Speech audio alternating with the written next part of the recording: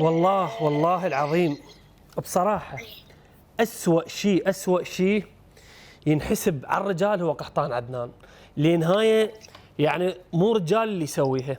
يعني العالم باعت بيوتها، العالم باعت سياراتها تسوي عمليات مال انابيب على مود يصير عندها طفل، وتروح تسوي عمليات بالهند وبدول العالم في سبيل يتمنون ريحة طفل. وانت الله راسك هاي البنات هاي رسول الله عليه افضل الصلاه والسلام وموصي بيهن. انت شفتها والله هاي صورتها هسه راح نعرضها، يعني كانها ورد.